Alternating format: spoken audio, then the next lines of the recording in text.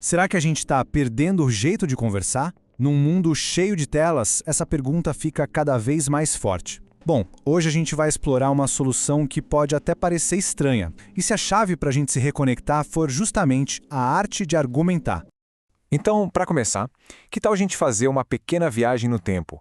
Vamos tentar imaginar como era a vida antes dessa conexão digital constante, sabe? Isso vai ajudar a gente a entender um dilema que é super atual. Olha só essa cena. Com certeza, muita gente já viu algo parecido. Uma placa num café, num restaurante. Não temos Wi-Fi. Conversem entre vocês. Finjam que é 1995. É um pedido bem simples, né? Quase um apelo. Mas, no fundo, o que será que essa mensagem realmente diz sobre os nossos tempos? Será que é só uma piadinha ou é tipo um diagnóstico da nossa sociedade? Essa placa mexe com a gente, né? Toca num ponto que, lá no fundo, acho que todo mundo reconhece. A falta que a gente sente ali não é só do Wi-Fi, é de uma conexão mais humana mesmo. Então vamos lá. Vamos dar nome aos bois, né? Porque sim, acredite, existem nomes para esses comportamentos que viraram tão comuns que a gente às vezes nem se dá conta. O primeiro é nomofobia. A palavra vem da mistura do inglês no mobile phone com fobia.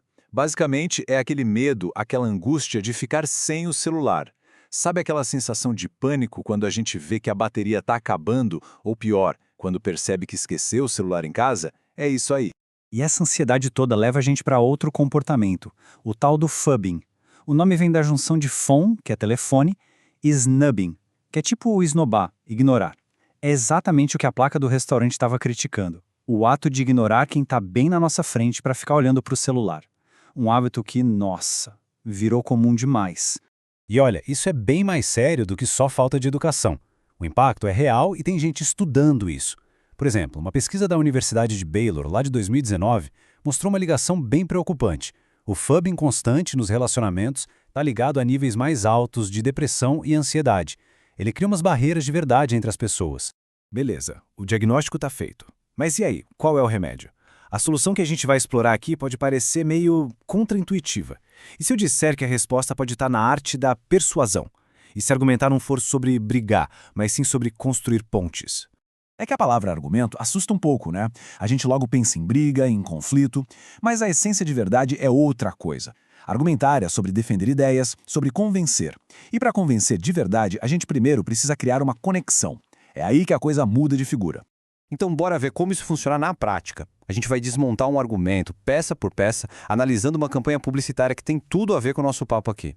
Essa aqui é uma peça da campanha Conecte-se ao que importa, lá de 2016. A imagem já é bem forte, né? Uma família na mesa, mas cada um está mergulhado no seu aparelho, isolado numa bolha digital. A mensagem já começa a ser passada só com a imagem. A ideia central, a tese da campanha, é bem direta e cutuca a gente. Ultimamente, muitos pais dedicam mais tempo ao celular do que aos próprios filhos. É uma frase pesada, né? Pega em cheio. E agora, a campanha tem a missão de convencer a gente de que esse problema é real e importante. E como ela faz isso? Bom, ela usa 3 táticas clássicas de persuasão. Vamos ver uma por uma. Primeiro, o apelo emocional. O estilo do desenho, que parece feito por uma criança, não foi escolhido à toa.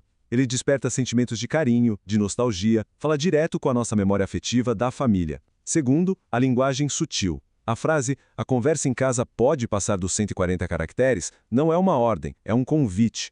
Usar pode em vez de deve é um jeito inteligente de respeitar a nossa decisão, faz a gente sentir que a escolha é nossa. E terceiro, a credibilidade. A campanha da associação de um hospital. Isso dá um peso, uma autoridade, transforma o que parecia ser só uma questão de etiqueta em um assunto de bem-estar, de saúde dos relacionamentos. E olha, essas 3 táticas não são coisas só de publicitário, não. Elas fazem parte de uma baita caixa de ferramentas da persuasão, que a gente encontra em todo lugar. Vamos dar uma olhada mais de perto. Pensa só no dia a dia. A gente está cercado por argumentação. Desde o editorial de um jornal que quer formar a opinião pública, até um artigo de opinião que defende uma causa, ou uma resenha de filme que tenta convencer a gente a ir ou não ao cinema.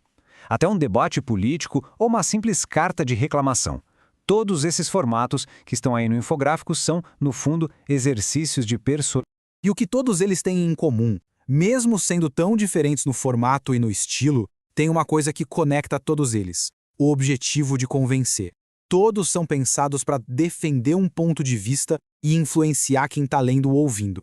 Isso tudo traz a gente de volta para o início da nossa conversa.